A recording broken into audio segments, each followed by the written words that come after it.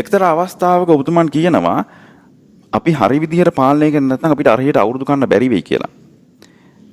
ඔබතුමන් මේ මිනිස්සු බය කරනවා නේද? රටේ මේ මොහොතේ පවතින ඇත්ත තත්ත්වය මොකක්ද? කොහෙද රෝගීන් ඉන්නේ? ඒ වගේම කොහෙද රෝග ස්පර්ශකයන් ඉන්නේ? අවදානම් කාණ්ඩ රට පුරා කොහොමද ව්‍යාප්ත වෙලා තියෙන්නේ? මේ නිවැරදි ඇත්ත චිත්‍රය රටට ඉදිරිපත් කරන්නේ නැතුව අපිට ඉස්සරහට ගමන් කිරීමක් කරන්න බෑ. සමස්තයක් විදිහට රජ වෛද්‍යාලය සංගම විදිහට වගේම රටක් විදිහට අපි යම් සතුටුදායක තැනක අද ඉන්නවා. නමුත් ඒකෙන් අදහස් කරන්නේ අපිට ඉස්සරහට රෝග ව්‍යාප්තිය සම්බන්ධයෙන් අපි අරන් තියෙන මේ ක්‍රියාමාර්ග කිසිදු විද්‍යානුකූල පදනමකින් තොරව ලිහිල් කළොත් අපිට මෙතනම ඉන්න පුළුවන් වෙන එකක් නැහැ. එහෙම වුණොත් නැවත අපිට යුරෝපයේ අද තියෙන තත්ත්වයට යන්න සිද්ධ වෙයි.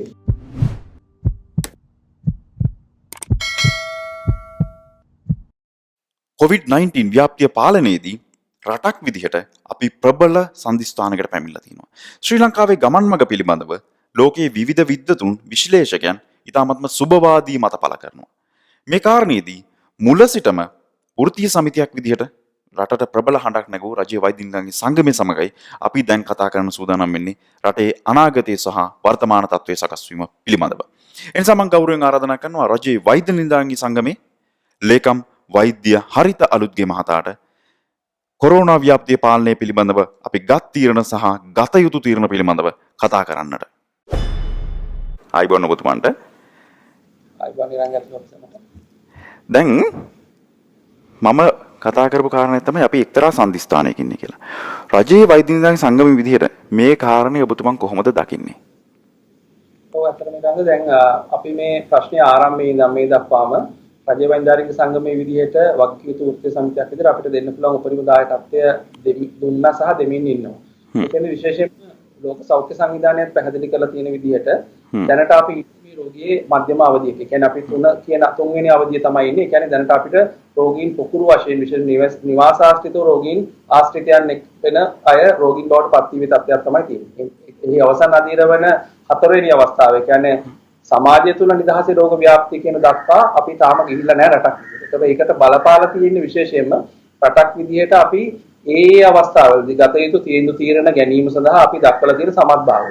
ඒ සඳහා සංගමයක් විදිහට රජයේ වෛද්‍යාරික සංගමයේ විදිහට අපිට දෙන්න පුළුවන් දායකත්වයේ පිළිබඳව අපි සතුටු වෙනවා. ඒ වගේම රටක් විදිහට අපි ඉන්න තැන පිළිබඳවත් අපි යම් මට්ටමක සතුටු වෙන්න පුළුවන්කම ලැබිලා තියෙන්නේ. අපි මේ ක්‍රියාමාර්ග යම් යම් අතපසුවීම් මැද්දේ වුණත් පුළුවන් තරම් විදිහට ප්‍රශස්ත විදිහට ගන්න අපිට පුළුවන්කම ලැබිච්ච හින්දා. දැන් මේ කාරණේ මට පැහැදිලි කරගන්න අවශ්‍යයි ඔබතුමන්ගේ. මම ඉදිරිය ගැන අනිවාර්යයෙන්ම කතා කරන්න ඕනේ අපි. ඒත් ඔබතුමන් නියෝජනය කරන වෛද්‍යවරුන්ගේ වෘත්තීය සංගමයක්. ඇයි මේ ජාතික ප්‍රශ්නයකදී වෘත්තීය සමිතියක් විදිහට මේ කාරණේදී පෙනී සිටින්නේ මේ ආකාරයෙන්? ඔව් අතරම මේකෙදී අපිට කාරණා දෙකක් ගැන කතා කරන්න වෙනවා. පළවෙනි එක තමයි ඔබ පහුගිය කාලය තුල රජ්‍ය වෛද්‍යාරික සංගමයේ අපේ හැසිරීම ගත්තොත් ඒ විශේෂයෙන්ම විශේෂඥ වෛද්‍ය අනුරුද්ධ පාදිනිය සභාපතිතුමාගේ නායකත්වයෙන් අපි විශේෂයෙන්ම ජාතික වැඩසටහන් වලදී අපේ දායකත්වය අපි නොමුසුරුව දීලා තියෙනවා. එක පැත්තකින් රට ගැන හිතලා අනිත් පැත්තෙන් සෞඛ්‍ය ශාස්ත්‍රය ගැන හිතලා තව පැත්තකින් අපේ සෞඛ්‍ය වෘත්තිකයෝ ගැන හිතලා වෛද්‍යවරු ගැන හිතලා. එතෙන්දී විශේෂයෙන් මේක ජාතික ආපදාවක්. එතනින් එහාට ගිහිල්ලා ගෝලීය වසංගතයක්. ඒ නිසා අනිවාර්යයෙන්ම සෞඛ්‍ය ශාස්ත්‍රයට සම්බන්ධ වෙච්ච public health emergency එකක්. එහෙම නැත්නම් මහජන සෞඛ්‍ය අර්බුදකාරී අවස්ථාවක්. ඒ නිසා අපි සංගමයක් විදිහට අපි මෙතෙක් දීලා තියෙන දායකත්වයේ ජාතික ප්‍රශ්නවලදී වඩා පුළුල් විදිහට මේ ප්‍රශ්නේ දෙන්න ඕන කියලා කල්පනා කරනවා. දෙවෙනි කාරණේ තමයි වඩා අපිට සංගමයක් විදිහට ඔබ කියන විදිහට ඍජු ලෙස වැදගත් වෙන එක අපේ සමාජිකත්වය. මොකද අවසානයේදී මේ සියල්ල සමග ෆ්‍රන්ට් ලයින් වර්කර්ස්ලා එහෙම නැත්නම් පළමු පෙළේ රෝගීන් සමග ගැටිලා වැඩ කරන්න වෙන්නේ අපේ සමාජිකයන්ට වයිද. ඒතකොට අපි යම්කිසි මොහොතක අපේ සෞඛ්‍ය පද්ධතිය කඩාගෙන වැටුණොත් සෞඛ්‍ය පද්ධතිය උපරිම ධාරිතාවට එහා පැත්තේ ගිහිල්ලා අපි රෝගීන් වාර්තා වෙන්න ගත්තොත් සෞඛ්‍ය පද්ධතියට කළමනාකරණය කරගන්න බැරි විදිහට රෝගීන් වාර්තා වෙන්න ගත්තොත් ඒකේ වන්දිය ගෙවන්න වෙන්නේ අපේ සමාජිකත්වයට එයාගේ ජීවිතවල. ඒතකොට ඒ නිසා ඊටාම් පැහැදිලිව ජාතික වගකීමක් ඉෂ්ට කරන අතරතුරේදී සමාජිකත්වයේ වෙනුවෙන් මේ මොහොතේදී කරන්න පුළුවන් හොඳම දේ තමයි රට තුල රෝගයේ තවදුරටත් ව්‍යාප්ත වෙන එක. එහෙම නැත්නම් සමාජ ව්‍යාප්තියක් දක්වා රෝගේ අනේක වළක්වන්න අපිට ගන්න පුළුවන් ක්‍රියාමාර්ග ගන්න එක. එතෙන්දී අපි එළියට බහැලා මේ සමහර අදහස් ප්‍රකාශ කළේ ලෝක සෞඛ්‍ය සංවිධානයත් කියන විදිහට අපි හැමතිස්සෙම උත්සාහ කළේ උග්‍ර ප්‍රතිචාර දක්වලා ඉදිරියේ බලා රෝගේ ගමන් කරන එක නවත්ත ගන්න තමයි සංගමයක් විදිහට අපි උත්සාහ කළේ. කොරෝනා වෛරස් එහෙම නැත්නම් COVID-19 මේ ලෝකයට අලුත් තත්ත්වයක්. අපි ජීවිත කාලේ මුහුණ දෙන මේ වගේ පළවෙනි තත්ත්වය වෙන්නත් අපිට හැකියාව තියෙනවා අපි හරි විදිහට ක්‍රියාකාරී වුණොත්. එතකොට ඔබතුමන් කොයි විදිහටද දකින්නේ මේ රටේ ඉදිරිය? දැන් අපි ඇඳිරි නීතිය පැනවිලා තියෙන වකවානුක රටේ විවිධ ස්ථානවලට ඉදිරිය මොන ආකාරයෙන්ද සකස් විය යුත්තේ? ඊළඟ හොඳ තැනකට අපි ආවේ. මොකද අපිට හැමදාම දැන් මේ අපි අපේ ගුවන්තොටුපළවල අහලා තියෙනවා, අපේ පාසල් පද්ධතිය අහලා, විශ්වවිද්‍යාල පද්ධතිය අහලා, සමාජ දුරස්ථකරණය ඉලක්ක කරගෙන අපි වැඩමින් වහලා දැම්මා, කාර්යාල වහලා දැම්මා, ඊගවට ඇදිරි නීතිය පනවල සමාජ මේ සියල්ල අපි කරලා තියෙනවා.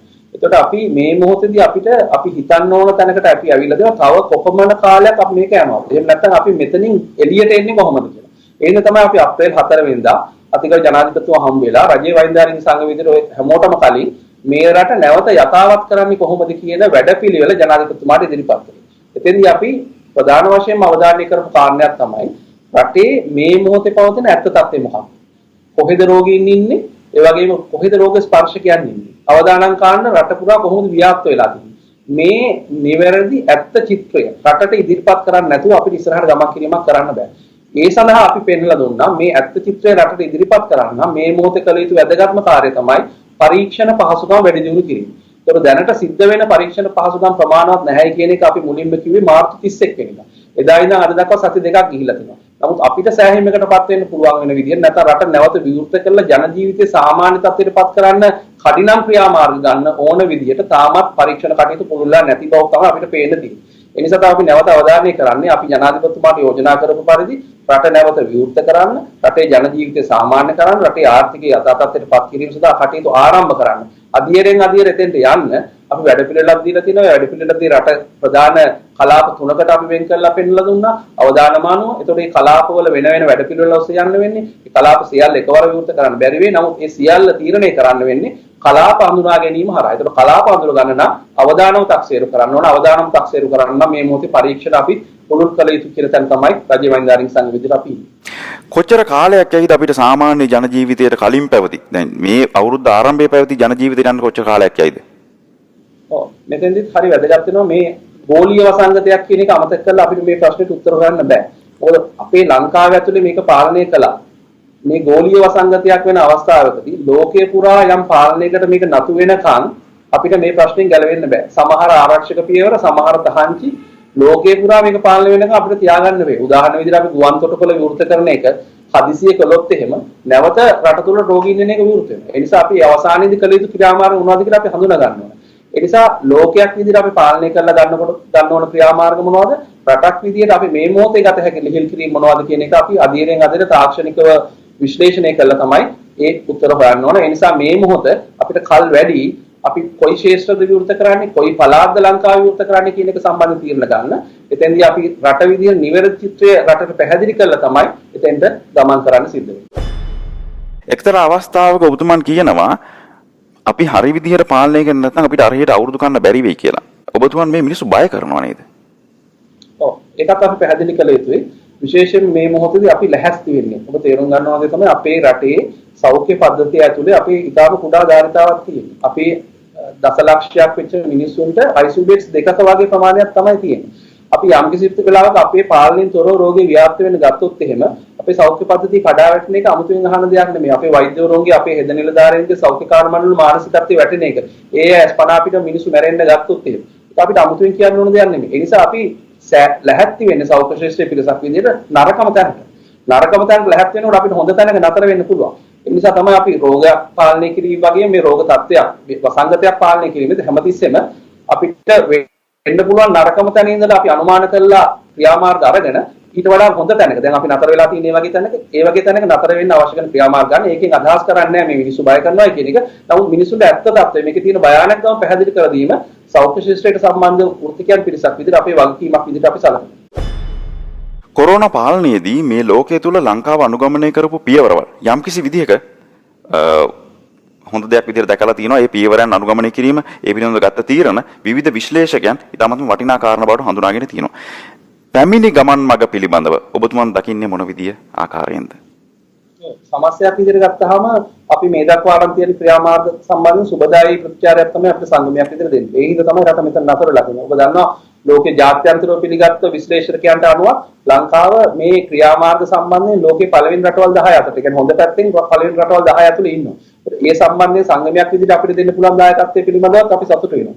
ඒ නිසා විශේෂයෙන්ම මෙතෙන්දි වැදගත් වෙනවා කණ්ඩායම් තුනක්. පළවෙනි කණ්ඩායම තමයි දේශපාලන නායකත්වය.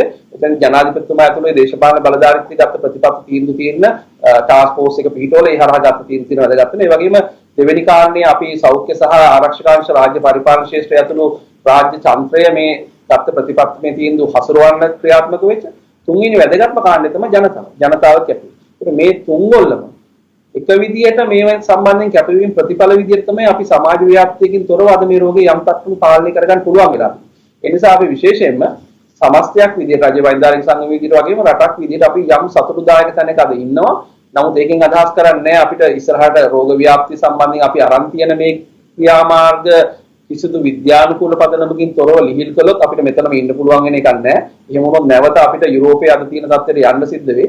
ඒ නිසා මේ සියල්ල එදිනෙදා සමාලෝචනය කරලා තාක්ෂණික තීර්ථ හරහා විතරක් ඉදිරි ලිහිල් කිරීම සිද්ධ විය යුතුයි කියන මතය තමයි සංගමයක් විදිහට අපි ඉන්නේ. වෛද්‍යවරුන් නියෝජනය කරන සංගමයක් විදිහට මේ කාරණේත් ඔබෙන් ඇසීම අත්‍යවශ්‍යම වෙනවා. දැන් විදේශ පුහුණුවට ගිහපු වෛද්‍යවරුන් ගැන යම්කිසි කතා බහක් ඇති වෙලා තියෙනවා. ඒ වෛද්‍යවරුන් සමහර අය කියනවා එහි ලෙඩේට බය වෙලා මෙහෙට එන්න හදනවා කියලා. එහෙම නැත්නම් පුහුණුව අතරමඟ එන්න හදනවා කියලා. දැන් මේ සංගමයේ වෛද්‍යවරුන් ඉන්නේ. ඔබ සංගමයක් විදිහට මොන විදිහටද මේ ප්‍රශ්නේ දකින්නේ? ඇත්තටම මේ කාරණේ සම්බන්ධ දැනටමත් අපි අවශ්‍ය මැදිහත් වීම කළා තියෙනවා.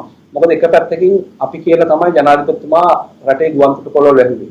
අපි තමයි පැහැදිලිවම කිව්වේ මේ තත්ත්වය කළමනාකරණය කිරීම සඳහා අනිවාර්යයෙන්ම මේ රටට පුද්ගලයන් ඇතුළු දොරටු වසා දැමිය යුතුයි කියන කාරණය. ඒක ඉතාම අමාරු තීරණයක්. නමුත් ජනාධිපතිතුමා මාර්තු 18 19 වෙනකොට ඒ තීරණය ගත්තා. දැන් නැවත අපි කතා කරනකොට අපේ පිරිසක් විදේශගත වෙලා ඉන්නවා, එය ඉහළ වෙලා ඉන්නවා කියන කාරණේ අපි ඒ කාරණයක් සැලකිල්ලට ගන්න ඕනේ. ඒතකොට ජාතික වශයෙන් මේ ප්‍රතිපත්තියක් මත පිටලා මේ අවස්ථාවේදී කටයුතු කිරීම ඉතා වැදගත් වෙනවා. එතෙන්දී ඔබ අහපු විදිහට මේ විදේශගත වෙලා ඉන්න පිරිස විදේශගත වෙලා ඉන්නේ පශ්චාත් උපාධිය හැදෑරීම සඳහා. ඒ අයගේ අවශ්‍යතාවයටත් තව එහා ගිහින් රටේ අවශ්‍යතාවය වෙනුවෙන් තමයි විදේශ පුහුණුවකට ගියේ. ඒතකොට ඒ අතරින් තව පිරිසක් මේ වෙනකොට විදේශ පුහුණුව නිම කරලා තිනවා. නමුත් ලංකාවට එන්න බැරුව හිර වෙලා ඉන්නවා. ඒ අය ලංකාවට ආවොත් මේ විදේශ පුහුණුව අර්ධ වශයෙන් නිම කරපු පිරිස හෝ එහෙම නැත්නම් ඉවර කරපු පිරිස ලංකාවට ගෙන්න ගන්න ප්‍රමුඛතාවය දීලා අපි කටයුතු කළොත් ඒ අය අපිට අපේ ෆ්‍රන්ට් ලයින් එකේ එහෙම නැත්නම් අපේ පළමු පෙළේ රෝගීන් සමග ඍජු ලෙස ගැටෙන අපේ මේ මොහොතේ අත්‍යවශ්‍ය වෙන මානව සම්පත වැඩි දියුණු කිරීම සඳහා ඒවා පාවිච්චි කරන්න පුළුවන්. ඒතකොට අපි හැබැයි යෝජනා කරලා තියෙන ජනාධිපතිතුමාට මේ සඳහා ප්‍රමුඛතා හඳුනා ගන්න. ප්‍රමුඛතාවයේදී මේ විශේෂඥ වෛද්‍යවරු ටික ලංකාවට ගෙන එීම ඉතා අත්‍යවශ්‍ය වෙනවා. එක පැත්තකින් ලංකාව පැත්තෙන් හිතුවාම අනිත් පැත්තෙන් ඒ අයගේ පෞද්ගලිකත්වයේ පැත්තෙන් හිතුවා. මේ දෙකම සලකලා ප්‍රමුඛතාවය හඳුනා ගන්න. ඒ ප්‍රමුඛතාවය හඳුනාගෙන රට ඒ අය සම්බන්ධයෙන් විවෘත වෙනවා නම් විශේෂ මේ කණ්ඩායම් කිහිපයක් ඉන්නවා මේ වෙනකොට ඉල්ලීම් කරලා තියෙන ඒ අය සම්බන්ධයෙන් විවෘත වෙනවා නම් එතෙන්දී අත්‍යවශ්‍යම සිදුවිතු කාරණා දෙකක් අපි කියලා තියෙනවා. ඒක තමයි ඒ අය සියලු දෙනා රට තුළට ඇතුල් වෙන මොහොතේදී පරීක්ෂාවට ලක් කළ රෝගේ නැහැ කියන එක සහතික කරගන්න. දෙවෙනි කාරණේ තමයි ඒ අය අනිවාර්ය නිරෝධායන කාල සීමාවකට යටත් වෙන්න ඕනේ. ඒ දෙක ඉවර කරලා ඒ අය නැවත සමාජයට එනකොට ආයි පරීක්ෂාවට ලක් කරලා ඒ අය ලෙඩේ නැහැ කියලා සහතික කරගෙන තමයි සමාජයට එන්නේ. ඒ කොන්දේස යටතේ ඒ අය අපිට රටේ ප්‍රයෝජන සඳහා යොදා ගන්න පුළුවන් වුණොත් ඒ සඳහා අපේ උපරිම දායකත්වයේ රාජ්‍ය වෛද්‍යාරික සංගමයේ මේ වෙනකොට දීලා තියෙනවා සහ දෙන්න බලාපොරොත්තු වෙනවා. මේ වෙනකොට අපි පශ්චාත් උපාධි ආයතනයේ වෙත මේ සම්බන්ධයෙන් කරුණු දක්වලා තියෙනවා. සෞඛ්‍ය ලේකම් වෙත කරුණු දක්වලා තියෙනවා. ඒගා විදේශ කටයුතු අමාත්‍යාංශය වෙත ජනාධිපතිතුමා වෙත සහ කාර්යසාධක බලකාය වෙත කරුණු දක්වලා තියෙනවා. ඒ සියල්ල සැලකිල්ලට අරගෙන රට වෙනුවෙන් මේ මොහොතේ ගන්න පුළුවන් හොඳම තීරණය මේ කාර්යසාධක බලකාය හරහා අරගෙන ඒ අයට රටේ ඇවිල්ලා සේවය කරන අවස්ථාව ලබා දී කියන එක සංගමයක් විදිහට අපි බලාපොරොත්තු. අවසාන වශයෙන් රටේ ප්‍රධාන වෘත්තීය සමිතියක් විදියට අපේ රටේ මිනිසුන්ට දෙන්න තියෙන ප්‍රධාන පණිවිඩය මොකක්ද? රටේ ජනතාවට මේ මොහොත දෙන්න තියෙන පණිවිඩය තමයි ඔබ මේ මොහොතේ දක්වපු කැපවීමත් එක්ක තමයි අපි යම් සාර්ථකත්වයක් ලබාගෙන තියෙන්නේ. ඒ නිසා ඉදිරියේදී යම් ඇඳිරි නීතිය සහ මේ සීමාවල යම් ලිහිල් කිරීම සිද්ධ වුණත් සමාජ දුරස්ථභාවයේ උපරිමයෙන් රැකගෙන කටයුතු කළොත් විතරයි මේ ගෝලීය වසංගතයෙන් අපිට ගැලවෙන්න පුළුවන්. ඒ නිසා අපි විශේෂයෙන්ම කියනවා ඉදිරියේදී යම් යම් සීමා කිරීම ලිහිල් කිරීම සිද්ධ වුණත් ඒ සියල්ල විද්‍යාත්මක පදනමක් යටතේ සිද්ධ වුණත් ඔබට ලොකු වගකීමක් තියෙනවා සමාජ දුරස්ථකරණය තියාගෙන ඉදිරියේදී හැසිරෙන්න. ඒ වගේම ඔබට තියෙන අනිත් වගකීම තමයි අපි මේ රෝගයේ විශේෂ ලක්ෂණය තමයි මරණානුපාතය අඩු වුණාට මරණයටපත් වෙන්න වැඩි අවදානමක් තියෙන පිරිසක් ඉන්නවා. එයින් වැඩිම කණ්ඩායම තමයි අපි වැඩිහිටි ජනගහනය. අවුරුදු 60 70 80 ඒ අය රැක බලා ගැනීම මේ මොහොතේ වැඩි. ඒ අය එළියට යන්නේ නැතිව ඒ අය ගෙවල් වලම තියාගන්න. කැන්දර නීතිය ලිහිල් කළත් ඒ අය ගෙවල් ඇතුළේ තියාගන්න එක අපිට තියෙන වැදගත් සාධකයක් වෙනවා. ඒ වගේම දෙවිතික කණ්ඩායම තමයි දැනටත් රෝගාබාධ වලින් පෙළෙන අය. උදාහරණ විදිහට දියවැඩියාව, හෘද රෝග, අධික රුධිර පීඩනය, ඇදුම වගේ රෝග තත්ත්වයන් පෙළෙන. ඒ අය රැක බලා ගැනීමත් මේ මොහොතේ වැදගත්. ඒ වගේම ගර්භණී මවුරු රැක බලා ගැනීම. මොකද මේ මරණයට වැඩි ඉඩක් තියෙන පිරිස රැක බලා ගැනීම හරහා විතරයි අපේ මේ මරණ අනුපාත අපිට අඩු කරගන්න පුළුවන් වෙන්නේ සෞඛ්‍ය පද්ධතිය කඩා වැටෙන්නේ නැතුව ඉස්සරහට ගෙනියන්න පුළුවන් වෙන්නේ. ඒ නිසා ජනතාවට දෙන පණිවිඩය තමයි වගකීම් සහගතව හැසිරෙන්න අවදානම් කණ්ඩායම් රැක බලා ගන්න කියන පණිවිඩය. රජයේ වෛද්‍ය නිලධාරි සංගමේ ලේකම් වෛද්‍ය හරිත අලුත්ගේ මහතා බොහොම ස්තුතියි ඔබතුමන්ගේ කාලය වෙන් කරලා මේ රටේ මිනිසුන්ට දැනෙන පණිවිඩයක් ලබා දුන්නාට. ඉතින් ඉදිරියේදීත් ඔබතුමන්ගේ කාල වේලාවල අනුව මේ මිනිසුන්ට පණිවිඩයක් වැදගත් කාරණා කතා කරන්නයි බලාපොරොත්තු වෙනවා. බොහොම ස්තුතියි SL Doc වීඩියෝ පොඩ්කාස්ට් එකේ එකතු වුණාට. ආයිබෝන් ඔබතුමන්ට.